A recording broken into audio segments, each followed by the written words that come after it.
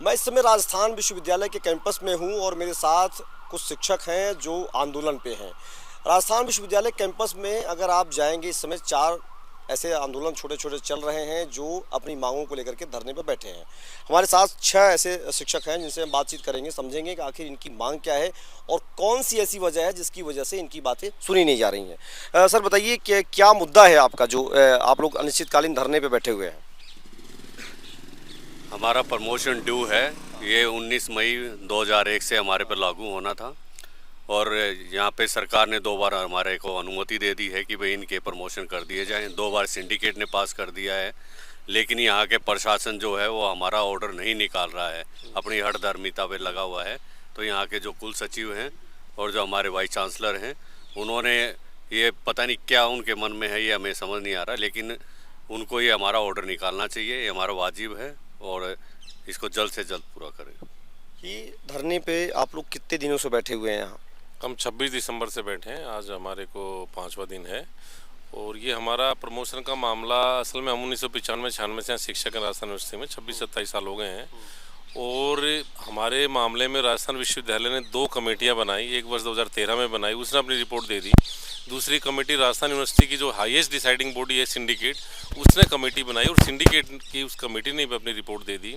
उसके बाद ये दे दी कि आपके प्रमोशन हो जाने चाहिए। हाँ, प्रमोशन हो जाने चाहिए। उसके बाद राजस्थान यूनिवर्सिटी ने ये हमारा जो मामला है वो राजस्थान सरकार को भेजा और सरकार ने 28 फरवरी 2022 को एक लेटर राजस्थान यूनिवर्सिटी को लिखा कि इनका मामला बिल्कुल जायज़ है, इनको प्रमोशन दिया जाए। उसके बाद वही लेटर राजस्थान यूनिवर्सिटी की सिंडिकेट में रखा गया 5 मई 2022 को, सिंडिकेट ने उसको पास कर दिया। उसके बाद फिर राजस्थान यूनिवर्सिटी ने 20 अक्टूबर को एक सरकार में लेटर भेजा और सरकार ने वापस उसकी रिप्लाई दी कि भाई इनका मामला बिल्कुल सही है, इनका प्रमोशन होना चाहिए और लेटर वापस भेज दिया। अब लास्ट में 26 दिसंबर को एक सिंडिकेट वापस हुई, उस सिंडिकेट ने भी उसको अप्रूव कर दिया कि इनका प्रमोशन होना चाहिए। लेकिन राजस्थान विश्वविद्यालय का जो प्रशासन है वो बिल्कुल नकारा रूप में कार्य कर रहा है और इतना होने के बावजूद भी हमारे आदेश नहीं निकल रहे हैं और हम पिछले 26 दिसंबर से धरने पर बैठे हैं और हमारी ये कंडीशन है कि जब तक हमारे आदेश नहीं निकलेंगे हम धरने पर बैठे रहेंगे। किस विषय को पढ़ाते हैं आप?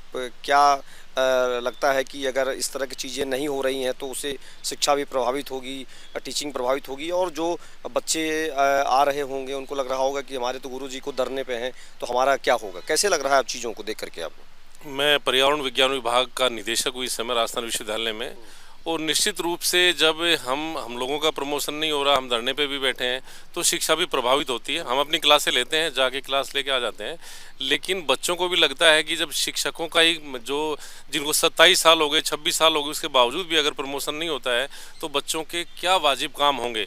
तो एक माहौल भी नकारात्मक बनता जा रहा है और बच्चे दिन में आते हैं क्योंकि उनको लगता है कि हमारे गुरुजन इतने सालों से यहाँ पे विश्वविद्यालय में हैं और सब अच्छा कार्य करते हैं तो हमारे सपोर्ट में भी आते हैं।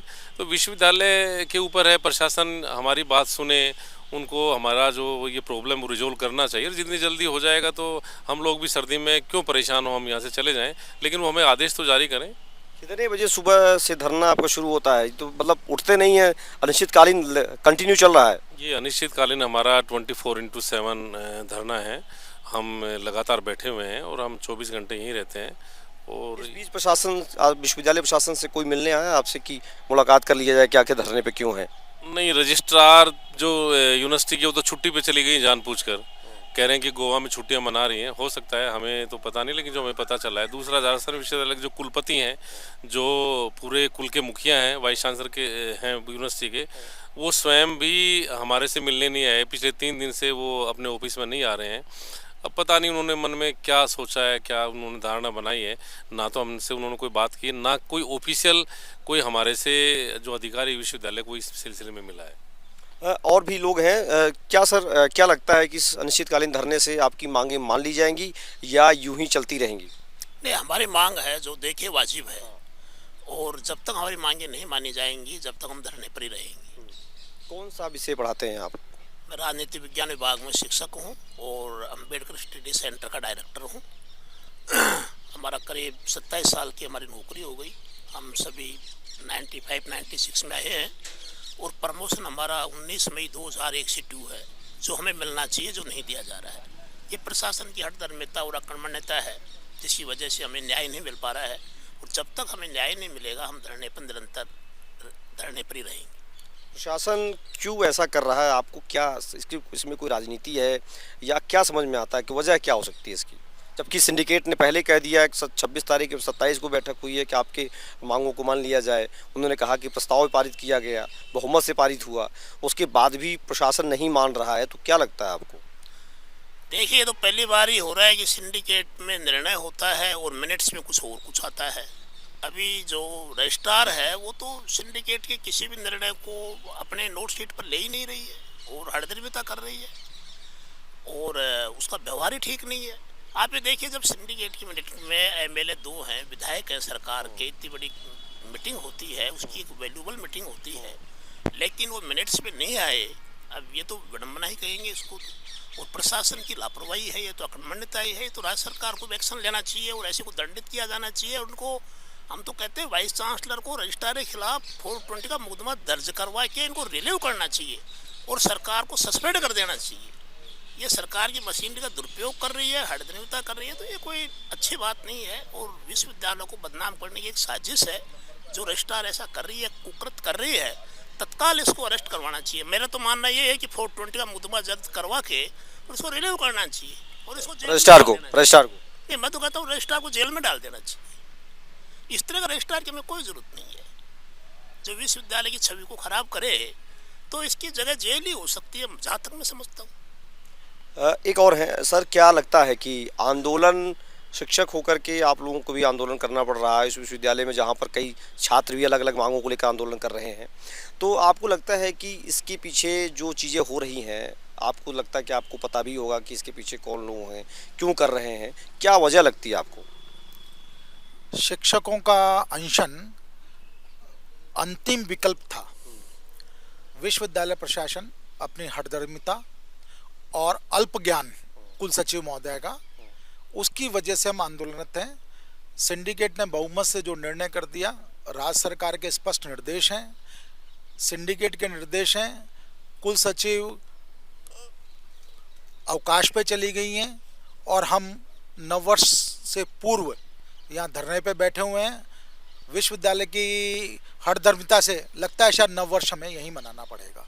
कुलपति काफ़ी कमज़ोर व्यक्तित्व के व्यक्ति हैं, अन्यथा विश्वविद्यालय के सर्वोच्च निकाय सिंडिकेट के निर्णय की अवहेलना कुलसचिव द्वारा जो की जा रही है, उन्हें कार्यमुक्त किया जाए और उनके खिलाफ अनुशासनात्मक कार्रवाई के लिए राज्य सरकार को लिखा जाए। इस बीच आपसे किसी की मुलाकात हुई, किसी प्रशासनिक, आप कह रहे हैं कि छुट्टी पे है मैडम जो कुल रजिस्ट्रार हैं यहाँ की, और वीसी साहब से मुलाकात हुई, क्या कुछ कहा उन्होंने? विश्वविद्यालय प्रशासन और शिक्षकों के बीच संवादहीनता का दौर है। शिक्षक यहाँ अनशन में बैठे हैं, विश्वविद्यालय का कोई भी अधिकृत व्यक्ति हमसे इस संबंध में नहीं मिला है और उनका रवैया जानबूझ करके शिक्षकों को परेशान करने का है, जिसके आगामी दुष्परिणाम होंगे। तो ये आंदोलन चल रहा है विश्वविद्यालय में। इसी तरीके से अलग अलग मांगों को लेकर, मैंने पहले बताया, कई जगहों पर मैंने देखा कि आंदोलन में पूरी तरह से विश्वविद्यालय का परिसर जो है तब्दील हो चुका है, लेकिन प्रशासन अपनी यहाँ का प्रशासन है वो ध्यान नहीं दे रहा है। इसकी वजह से चीज़ें यहाँ पर थोड़ा सा डिस्टर्बिंग चल रही हैं। एक यहाँ पर धरना चल रहा है, यहाँ पर DSW और के जो है प्रोफेसर हैं, उस पर और भी लोग, उनका कहना है कि उनका प्रमोशन रुका हुआ है। आप सिंडिकेट मेंबर हैं, आपको क्या लगता है कि वजह क्या होगी, बैठक में क्या हुआ था? देखो, इनकी जो मांग है बिल्कुल जायज़ है कि ये शुरू में इनिशियल अपॉइंटमेंट इनका एज ए रिसर्च एसोसिएट हुआ था, फिर 2009 के अंदर इनको रीडेजिग्नेट करके असिस्टेंट प्रोफेसर बना दिया गया था। लेकिन UGC और विश्वविद्यालय के नियमों के अनुसार रिसर्च एसोसिएट और असिस्टेंट प्रोफेसर एक समकक्ष ही होते हैं और होते हैं, तो इनको CS के तहत मतलब ये आज तक किसी भी तरीके की कोई पदोन्नति नहीं मिली है।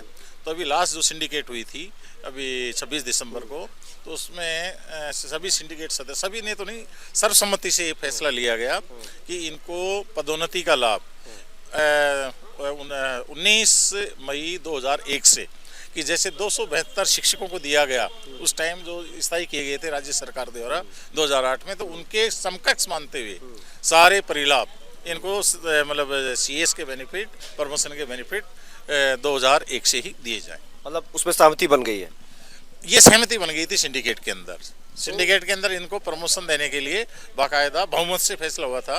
जो 26 तारीख को बैठक हुई है। हाँ, उसमें एक दो सदस्यों का विरोध जरूर था, लेकिन वहाँ कई बार सिंडिकेट के अंदर हमेशा बहुमत से फैसला होता है। तो अब जितना मैं समझता हूँ व्यक्तिगत रूप से कि इनको सीएस का लाभ दिया जाना चाहिए। दिया जाना चाहिए। तो अभी लगता है कि कहीं रुकावट है कि अभी इनका आंदोलन करना पड़ रहा है इनको, वजह समझ रहे हैं आप कि इनको लग रहा होगा कि चीज़ें नहीं हो पा रही हैं इसलिए आंदोलित हो रहे हैं?